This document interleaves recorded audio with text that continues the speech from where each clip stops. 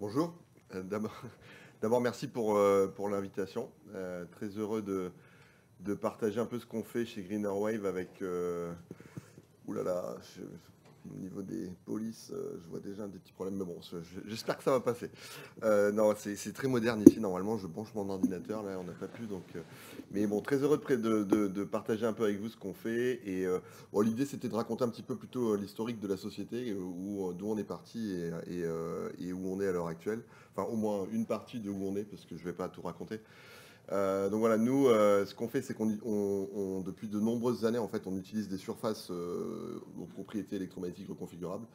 Euh, et l'idée au départ, c'était vraiment de faire ce qui s'appelle des RIS en télécom, mais on a dû pivoter pour des raisons de business, on va dire. Et du coup, on s'est mis à faire des antennes reconfigurables, et notamment des antennes SATCOM, sur lesquelles on bosse par exemple avec le CNES.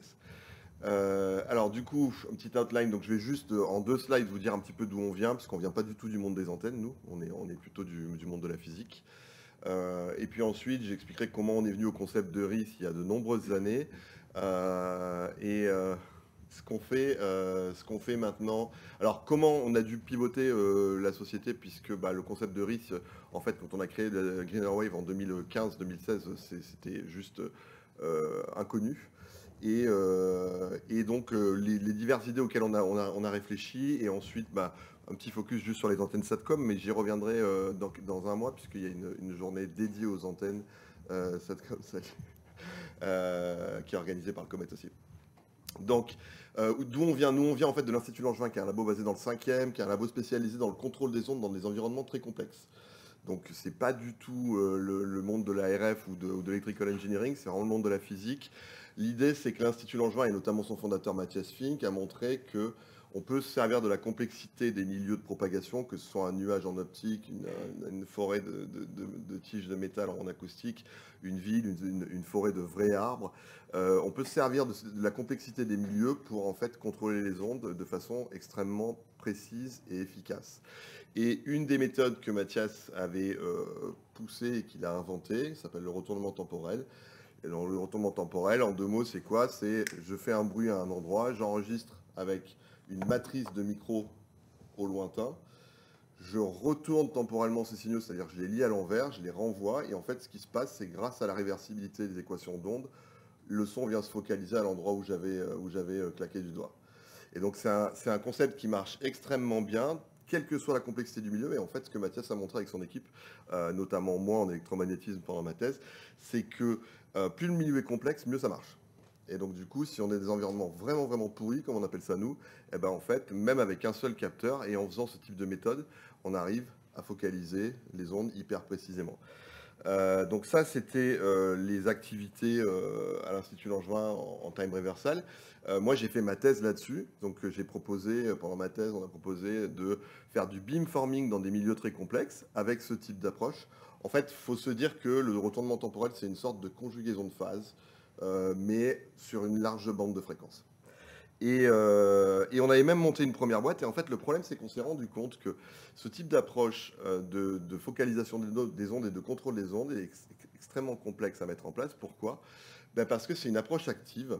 Et les approches actives, ça veut dire quoi? Ça veut dire que si je veux focaliser les ondes hyper précisément, si je veux faire du beamforming hyper précis, il me faut plein de lignes RF avec des contrôleurs. Alors là, en retournement temporel, c'est les contrôleurs DAC, quoi, de Digital to Analog Beamforming Converter ou Analog to Digital Converter. Il faut des amplis, il faut des LNA, etc. Et c'est hyper complexe. Donc ça, j'aime bien cette image d'une station de base massive MIMO dans un labo de recherche. On voit la complexité du système que ça peut donner. Donc, on avait essayé de monter une première boîte avec Mathias dans ce milieu-là, en fait, dans les années 2000. On proposait de faire du massive MIMO en télécom en utilisant des approches type retournement temporel. Le problème, c'est que, bon, déjà, on était hyper tôt, puisqu'on proposait ça en 2007. Et en fait, on s'est rendu compte que ces approches étaient hyper compliquées et que donc les gens n'étaient pas prêts à payer pour ça. Donc on s'est posé des questions sur comment simplifier les choses. Et comment simplifier les choses? En fait, à l'époque, on bossait dans le domaine de l'optique. On s'était mis à travailler avec des outils assez magiques dans le domaine de l'optique. Et ces outils assez magiques, ils viennent... alors, Est-ce que ça marche? Ça marche. Ils viennent du monde de l'optique adaptative. En fait, en optique adaptative, si vous voulez imaginer une étoile, là, vous êtes gêné par les turbulences de l'atmosphère. Et ce que sont mis à faire les gens en optique adaptative, ils ont commencé à jouer avec des miroirs déformables qui bougent en temps réel et qui modifient l'image de l'étoile qu'ils sont en train de regarder. Et en fait, ils se sont mis à optimiser le contraste de l'image qu'ils souhaitent regarder avec ces miroirs déformables. Et ça leur a permis en fait de faire des images d'étoiles hyper propres juste en utilisant un petit miroir déformable. Alors quand je dis un petit miroir déformable, en vrai, c'est des trucs basés sur des MEMS avec des petits miroirs en translation. Ça coûte à peu près 1 million d'euros le miroir déformable. Mais en astronomie, on a de l'argent. Et alors vous allez me dire que corriger une étoile qu'on connaît déjà avec un feedback qu'on connaît déjà, ça ne sert pas à grand chose. Mais en fait, l'idée, c'est qu'après, on tourne, on se promène autour de l'étoile et puis on va regarder plein d'autres étoiles en ayant corrigé en temps réel les turbulences de l'atmosphère.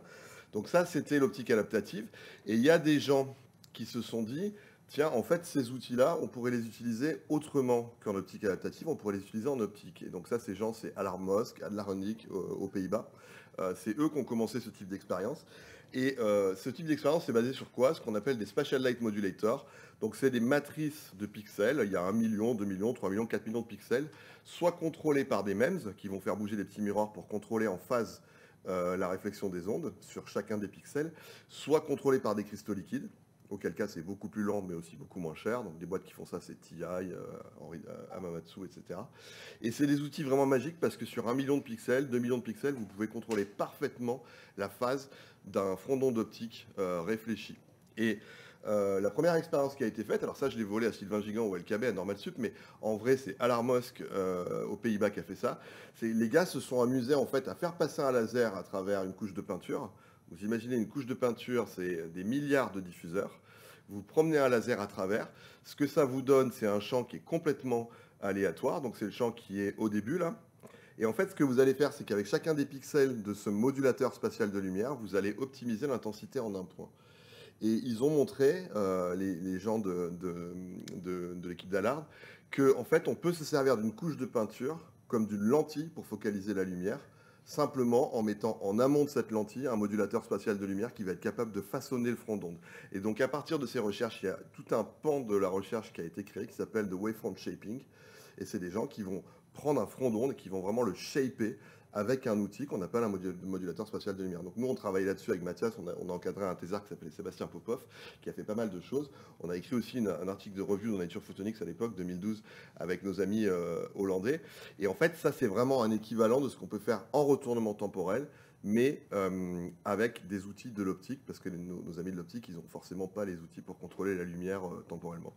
Et nous, quand on a commencé à bosser là-dessus avec Mathias, ça nous a mis une énorme claque, parce qu'on s'est dit, en fait, ces gens-là, ils ont tout compris. Ils se sont dit, au lieu d'aller contrôler plein de sources de lumière, finalement, moi, j'ai pas les moyens d'avoir plein de sources contrôlables en lumière. Ce que je vais faire, c'est que je vais utiliser une source débile et je vais utiliser plein de réflecteurs intelligents. Et ça, en termes de complexité, bah, c'est vachement plus simple que d'aller faire des sources hyper complexes d'ondes. Donc on s'est dit, bah, chouette, faisons la même chose dans le domaine des ondes électromagnétiques. Et c'est en fait comme ça, nous, qu'on s'est mis à faire des surfaces reconfigurables. On n'était pas du tout des gens des métasurfaces reconfigurables. Alors, il se trouve que c'est à peu près à la même époque où le concept de métasurface est sorti, puisque les gens de Harvard, chez Capasso et tout, ont commencé à parler de métasurface à peu près au même moment. Et donc nous, on s'est dit, bah, tiens, on va faire des surfaces électromagnétiques reconfigurables qui se comportent comme des modulateurs spatiaux de lumière, mais en mode modulateur spatiaux d'ondes électromagnétiques. Et d'ailleurs, la première fois qu'on a dénommé ça, on a appelé ça des modulateurs spatiaux d'ondes électromagnétiques. Alors c'est beaucoup moins sexy que le terme actuel de Reconfigurable Intelligent Surface, c'est sûr, mais c'était vraiment l'idée de cette chose-là. Et donc on a essayé de transposer ce concept au domaine des ondes électromagnétiques. Alors en vrai, hein, moi quand je me suis mis à faire ça, j'ai designé ces premiers trucs-là et j'ai découvert à cette époque-là aussi le concept de réflectaré qui existait notamment dans tout ce qui est space, etc. Puisqu'il y avait pas mal de gens qui s'amusaient à faire des surfaces aux propriétés électromagnétiques, si ce n'est reconfigurables à l'époque, au moins modulées, et qui permettait en fait d'aller pointer sur un satellite par exemple avec une surface plane, notamment pour tout ce qui est réflecteurs déployables dans l'espace, etc. Donc moi j'ai commencé à regarder un petit peu ces concepts de surface avec des propriétés configurables. On a décidé de faire un système hyper simple en fait où on utilise Bon, je ne vais pas rentrer dans le détail, mais on a 2 résonateurs, on a un patch principal qui sert de réflecteur, et puis on a un petit parasite qui est couplé à ce réflecteur en champ proche, et on va contrôler le petit parasite avec un composant électronique, et l'idée c'est qu'on change juste la fréquence de résonance du parasite, ce qui va changer la fréquence de résonance du patch principal. Donc on a ici un unit cell qui, globalement, quand on polarise un petit composant électronique, va devenir résonant ou non résonant. Et ce qui fait que quand on est résonant, on va avoir une réflexion avec un signe positif, et quand on est non résonant, on va avoir une réflexion avec un signe négatif. Donc on a développé ce truc-là, on a fabriqué, on a mesuré, alors c'était pas parfait à l'époque en termes de résultats, mais c'est pas grave, et on a montré effectivement que ce petit unit cell, juste en polarisant une diode, on arrive à réfléchir les ondes et à avoir une différence de phase de pi. Alors c'est le modulateur du pauvre, hein, parce que juste 2 états. Mais en fait, ça a plein d'avantages, parce que déjà avoir 2 états, c'est hyper simple en termes de contrôle, hein, c'est du plus V moins V. C'est vachement simple en termes d'algorithme, il n'y a pas 150 étages à contrôler, il y en a juste 2, enfin à tester, il y en a juste 2. Et donc ça a beaucoup d'avantages, et il se trouve que la plupart des choses qu'on fait à l'heure actuelle sont juste avec 2 états. On a fabriqué ce type de surface. Donc là, c'est les premières qu'on a réalisées. Alors quand je dis on, c'est plutôt nos étudiants en thèse, à l'époque Nadège Kaina et Mathieu Dupré. Et puis on a contrôlé ces surfaces avec un Arduino. Et on a fait un premier article où on a dit, mais regardez, en fait les gars, si on prend ce type de surface, ça coûte rien à fabriquer au mètre carré, ça consomme rien, et on peut les mettre sur les murs, et on peut maximiser l'énergie reçue sur une antenne juste en contrôlant de façon passive les ondes électromagnétiques. Et l'idée qu'on avait avec Mathias, un peu dingue, c'était de se dire, finalement, sur ces murs, si je mets ces surfaces-là, je peux avoir une source d'onde qui est hyper basse puissance à l'autre bout du bâtiment, et je vais avoir un débit énorme sur mon antenne de réception, quel que soit l'endroit où je me place dans cette pièce, parce que je contrôle la façon dont les murs réfléchissent les ondes électromagnétiques. En fait, je me sers d'une pièce comme d'une lentille en temps réel de façon dynamique. Et c'était vraiment l'idée qu'on avait. Alors, idée de scientifique un peu fumeux, hein. Maintenant que je suis entrepreneur, je peux vous dire que c'est pas du tout comme ça qu'on fabrique un produit. Mais voilà, on a commencé à jouer avec ce genre de choses. Et voilà l'expérience qu'on avait proposée en 2013. On avait mis 2 surfaces sur un mur, une antenne isotrope au milieu, une antenne isotrope de l'autre côté, pas de line of sight, on était caché par un bureau ou un truc comme ça. Et ce qu'on voulait montrer, c'était qu'on était capable en fait de servir des murs comme de réflecteurs intelligents en temps réel pour pouvoir maximiser la réception d'une antenne. Et donc ça, c'est un petit film qui montre ce genre de concept. Donc vous avez Fabrice qui tient une antenne, on la bouge, et puis paf, vous voyez la surface là, qui se réadapte en temps réel et qui va maximiser le signal. Alors on ne voit pas l'échelle, mais en fait vous gagnez un facteur 30, 40, 50 de réception juste en jouant sur la phase des ondes réfléchies sur ces surfaces-là. Le damier, c'est la polarisation des diodes. Et donc, on a commencé à jouer avec ce genre de truc, et c'était, enfin, à montrer, c'était juste hyper impressionnant. Dès qu'on recevait un visiteur, on lui disait, regarde, j'ai fait un mur intelligent, paf, le truc optimise, etc. Et tout le monde adorait ce concept-là. Alors, il se trouve qu'on a essayé de publier dans un grand journal. Pour la petite histoire, c'est presque passé dans Nature, ce truc-là. Et puis en fait, on s'est fait shooter par des gens de la communauté télécom qui nous ont dit, mais ça marchera jamais, votre truc, c'est n'importe quoi. Et donc, on a fini dans un journal un petit peu moins prestigieux. Et ce papier a un peu passé à la trappe. Mais le fait est que il y a une renaissance de ce concept depuis, puisque si vous êtes dans le milieu des télécoms, vous entendez parler de RIS à longueur de journée maintenant. Et ce qui prouve que c'était pas complètement stupide. On avait même... là, c'est peut-être si tu peux lancer le film, s'il te plaît. On a même, donc on a créé une boîte qui s'appelle Greener Wave, et on a essayé de pousser des produits basés sur cette techno-là. Et là, vous voyez, on a branché une surface reconfigurable à côté d'un récepteur Wi-Fi. Et en fait, on montre sur cette vidéo, alors ça c'est en 2016, que en modulant les propriétés de la surface, on optimise le signal reçu par le Wi-Fi, mais également le débit de la connexion Wi-Fi, puisqu'on multiplie par 6 ou 7 le data rate. Alors là, j'avais mis un gros 6, c'était pour des investisseurs à l'époque, pour qu'ils voient bien. Mais c'était une preuve de concept que ce type de techno peut fonctionner. Il se trouve qu'en fait, cette démo, elle marchait bien, mais quand il n'y avait qu'un seul système Wi-Fi, c'est-à-dire qu'il fallait être au milieu de la pampa avec un Wi-Fi, et ça marchait, mais dès qu'il y avait 2 Wi-Fi, ça marchait plus, puisque le RSSI, c'est pas un paramètre qui marche bien en Wi-Fi. Alors ce qui s'est passé, c'est que donc on a créé la boîte en 2015, on s'est dit on va vendre des surfaces reconfigurables pour révolutionner les télécoms en 2016. En 2017, on était à moitié en banqueroute puisque personne ne voulait de nos surfaces reconfigurables. Et Et donc, pourquoi est-ce que ça n'a pas marché? Bah, pour deux raisons. La première, c'est que... alors, je vais plutôt commencer par l'autre. La première, c'est que cette techno, c'est une techno d'infrastructure. Qui dit techno d'infrastructure dit normalisation. Qui dit normalisation dit standard. Qui dit standard dit big company. Et si personne s'y met, bah, globalement, aucune chance de pouvoir commercialiser. C'est la première erreur. La deuxième erreur, c'est que on aurait pu et on a pensé à faire des trucs un peu intelligents, genre en mode je vais vendre ça au consommateur directement. Par exemple, on avait imaginé de mettre une surface reconfigurable dans un casing d'ordinateur, une cover d'ordinateur portable. Et ça aurait été super, vous vous posez au café, votre voisin n'a pas de Wi-Fi, vous avez un Wi-Fi qui marche super bien, et le tout pour un add-on qui coûte 2 euros dans votre cover de laptop. Et le problème qu'on a eu là-dessus, c'est qu'en fait, bah, comme je disais, la démo qu'on avait faite, elle était hyper instable, elle marchait pas du tout à cause du paramètre qu'on utilisait pour optimiser nos surfaces, qui est le RSSI, qui est la puissance moyenne reçue, détectée par la puce. Ce qu'il nous aurait fallu, c'est des informations beaucoup plus profondes dans les puces Wi-Fi, du type qualité de la communication réelle, CSI ou des choses comme ça. Et ça, c'est des choses en fait que seul Intel ou TI ou Broadcom voient dans sa puce et ils nous ont jamais donné accès à ce genre de choses. Donc en fait, on était bloqué au niveau techno-infrastructure impossible, techno B2C impossible à vendre parce que en fait, le produit ne fonctionnait pas. Donc en fait, eh ben, on a failli se planter à cause de ça. Donc c'est à ce moment-là où moi je suis sorti de ma carrière académique à l'Institut Langevin pour aller reprendre la boîte en me disant j'ai pas envie que ça meure, j'ai envie de faire quelque chose de cette technologie parce que je la trouve juste super jolie. Et donc bah, l'idée c'est que j'ai quitté le CNRS en 2015, ça fait il y a 5 ans, en me disant j'ai une techno de surface reconfigurable, je sais faire des algos, qu'est-ce qu'on peut faire avec? Et c'était vraiment l'idée, c'était bon bah l'Eris manifestement il n'y a pas de marché, on va pas y arriver, qu'est-ce qu'on peut faire d'autre avec cette techno? Et en fait, à l'époque, on jouait pas mal dans des cavités. Donc en fait, on mettait nos surfaces reconfigurables sur des murs de cavités. Et on apprenait en fait à faire des cavités reconfigurables dont les propriétés électromagnétiques sont reconfigurables. Donc on s'est dit, on a un peu joué avec des gens à Nice, notamment, Labo Infini. On a un peu joué avec eux à voir si on peut utiliser ce type de surface reconfigurable pour faire de la compatibilité électromagnétique. Alors, il se trouve que ça marche hyper bien. Si vous êtes fan de compatibilité électromagnétique, le Sigma DB, vous devez connaître. Bref, ça montre en fait comment est-ce qu'on brasse le champ électromagnétique dans une boîte métallique et ça marche hyper bien ce type d'approche. Le problème c'est que bon, c'est pas avec ça qu'on va faire une start-up ou du moins une société qui marche, quoi. Donc on a abandonné cette idée. On avait déposé avec Mathias, ça je le montre toujours parce que je trouve ça hyper rigolo. On s'était dit, tiens, mais en fait, ce qu'on fait avec nos cavités reconfigurables, on pourrait le transposer à haute puissance et du coup, on pourrait faire un four à micro-ondes intelligent. Et donc, on avait posé un brevet où on se disait, en fait, au lieu de faire tourner la bouffe dans des minima, maxima d'énergie, on va mettre des métasurfaces sur les bords du four et on va brasser le champ électromagnétique comme ça. Alors, ça, je trouve que c'est une super idée. J'ai jamais réussi à la vendre à personne, mais je voulais pas me lancer dans une boîte qui fait des fours à micro-ondes parce que, bon, bah, voilà, des fours à micro-ondes, quoi.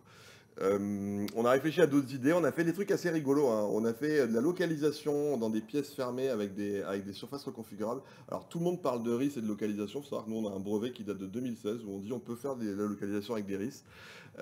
Et en fait on voit bien que mettre une surface reconfigurable à côté d'un point d'accès Wi-Fi permet de localiser une bagnole avec 5 cm de résolution dans une pièce. C'est un truc qu'on a fait nous quand on était 3 avec 2 stagiaires chez Greenerwave en 2019. Ça marche vraiment hyper bien. Comment ça marche en fait? On apprend le channel entre le récepteur et l'émetteur sur toutes les positions. Et puis au lieu de l'apprendre une fois avec un couple de 2 antennes, en fait on va l'apprendre 1000 fois avec 1000 configurations de la surface reconfigurable. Et donc du coup, au lieu de faire du fingerprinting pour positionner votre objet avec un channel, vous avez 1000 channels pour le faire. Et donc la localisation est hyper précise. Bon, ça c'est pareil, c'était une super idée, mais c'était un peu complexe de vendre un produit comme ça. Donc, on s'est rabattu sur des idées un peu plus simples, et notamment une idée dont je ne parlerai pas aujourd'hui, mais qui marche hyper bien, c'est comment je vais rendre un système RFID hyper fiable. Il y a plein de gens qui utilisent du RFID dans des environnements fermés pour faire des inventaires. Le problème, c'est quand on est dans une boîte métallique fermée et qu'on cherche à lire des tags RFID, ben c'est pareil, la propagation des ondes est hyper complexe. Il y a des nœuds, il y a des ventres, il y a des endroits où on ne lit pas les tags, il y a des endroits où on les lit. Et nous, avec nos surfaces reconfigurables, en fait, on vient en quelque sorte jouer au flipper avec les ondes dans ce truc-là, et on va optimiser la fiabilité de la lecture RFID. On fait ça pour des boîtes qui font des distributeurs de bouffe, on fait ça pour des gens qui font des voitures. Il y a une voiture qui va sortir cette année qui devrait être équipée d'un système Greenerwave RFID. Et ça fiabilise hyper bien les inventaires RFID. Je ne vais pas en parler aujourd'hui, mais Mais voilà, c'est une des applications qu'on pousse. La deuxième application qu'on pousse, c'était en fait la même idée que ce truc-là.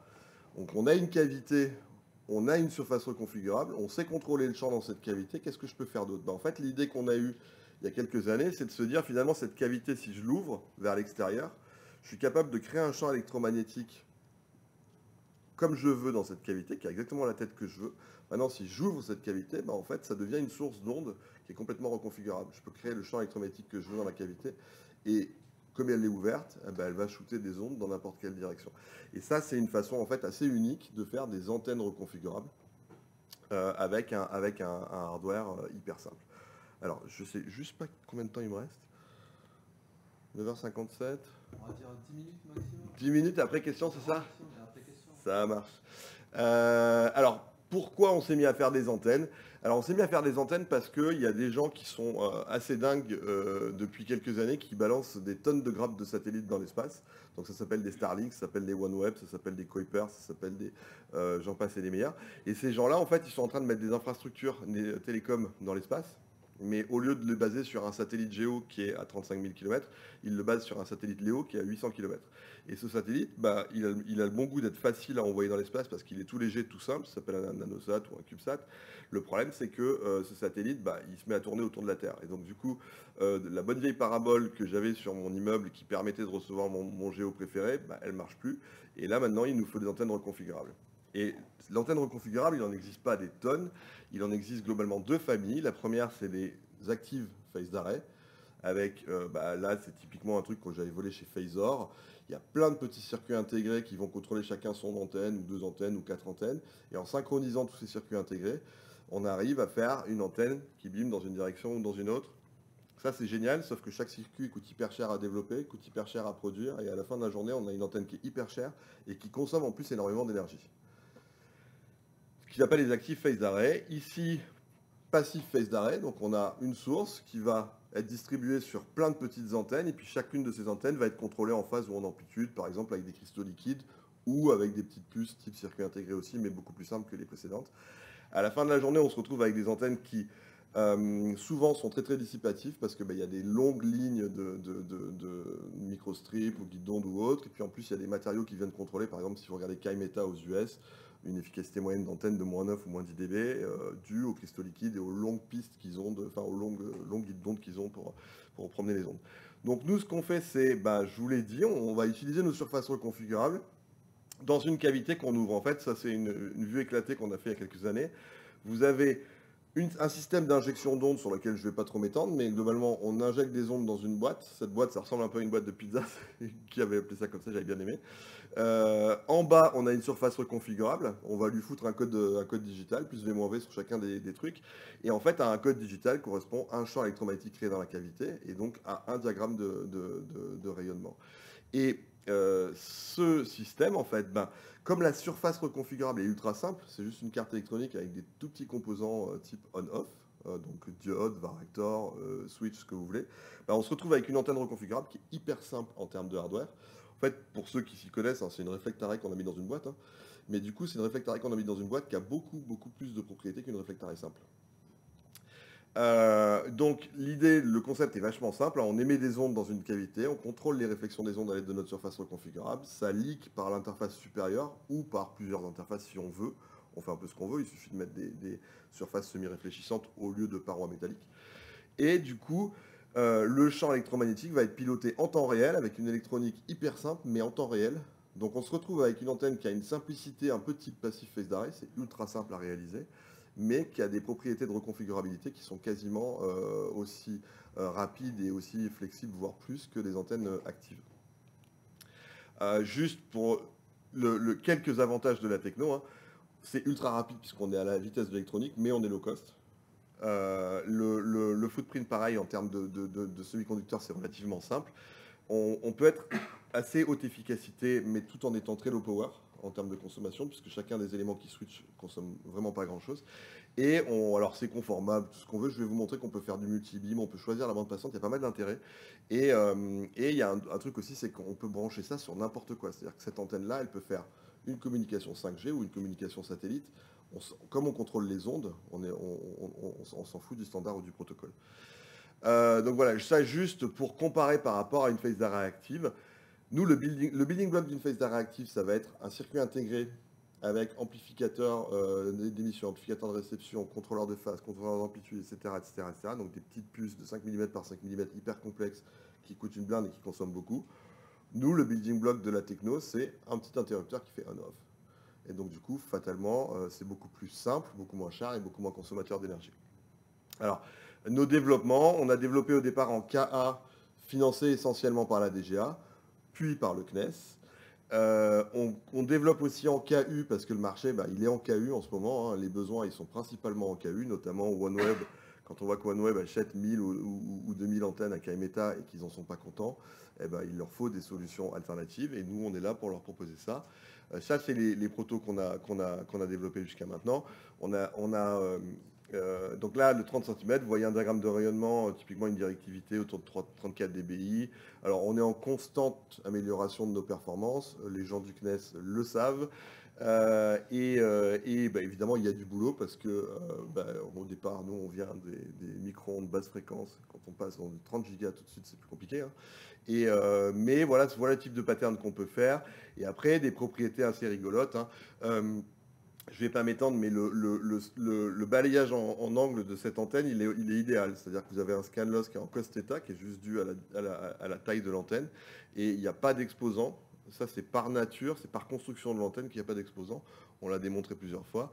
On peut faire plusieurs beams en même temps avec ce type d'antenne. On peut faire plusieurs beams dans des directions différentes. On peut faire plusieurs beams dans des directions différentes à des fréquences différentes, sur des polarisations différentes. Ça, essayer avec une réflectarée, ça ne marchera jamais. Hein. C'est juste pas possible. C'est dû au fait qu'on a une cavité. Il y a un effet cavité et il y a un effet réflectaré. On sait faire de la pola contrôlée par le software, horizontale, verticale, circulaire, elliptique, ce que vous voulez.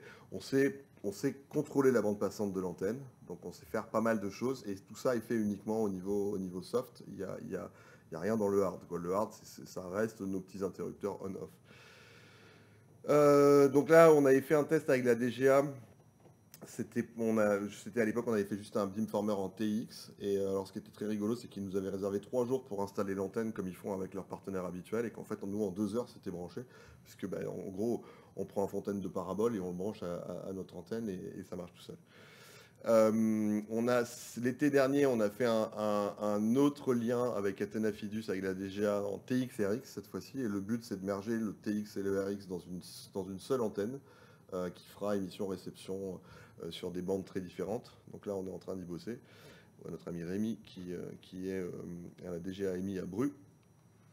Et puis, comme je vous disais, on a fabriqué un premier proto d'antenne l'été dernier en KU. Donc là, c'est typiquement le type d'antenne qu'on va aller vendre à des gens comme OneWeb ou Intelsat ou Eutelsat pour faire des antennes sur la bande KU. On a fait un deuxième proto, donc ça c'était le premier proto, on a fait ce deuxième là en novembre dernier, là on est en train de faire le troisième. On a déjà des performances qui sont pas mal, puisque on est en termes d'efficacité déjà 2 ou 3 dB meilleurs que des concurrents américains qui ont levé énormément d'argent sur ce type de sujet là. Donc ça voilà, c'est le type de performance qu'on a sur notre proto en KU.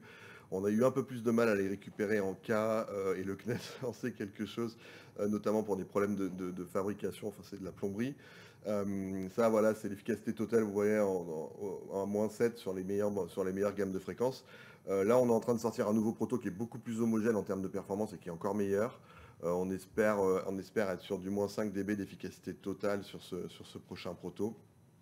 Et voilà, et après on redémonte des choses type pureté de polarisation et Scanloss qui a aussi une belle tête. Juste pour vous dire, ce qui est rigolo avec ce concept de cavité dans lequel on met des surfaces reconfigurables, c'est qu'on peut y mettre aussi des surfaces à différentes fréquences.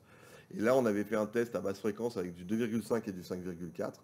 Et on montrait qu'on pouvait beamformer de la même ouverture sur plusieurs fréquences dans des directions différentes. Donc on fait faire une antenne multibande en fait, dans une boîte de pizza, mettre plusieurs métasurfaces reconfigurables, et ça va devenir une antenne qui est multibande. Ça, on le fait là à 2.4.5.2. On vient de le faire pour la DGA en KU-KA. On a montré qu'on a un cube dans lequel on met du KU, du KA, et l'antenne est une antenne reconfigurable KU-KA double bande.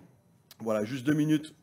Qu'est-ce qui se passe avec l'idée originale ? L'idée originale, On continue à bosser encore dessus, hein, puisque finalement, les surfaces reconfigurables qu'on fait pour mettre dans nos antennes, c'est les mêmes que celles qu'on peut utiliser pour des ondes millimétriques en 5G. Donc, on a poursuivi ce type d'activité, notamment avec Marco, dans des projets collaboratifs européens type Rise 6G, etc. Et donc là, on montre que on peut utiliser ce type de surface reconfigurable pour aller faire des télécoms améliorés en millimétrique. Donc le concept initial de la boîte, Reconfigurable Intelligent Surface, mais cette fois-ci dans les bandes millimétriques. Et là, j'ai une petite...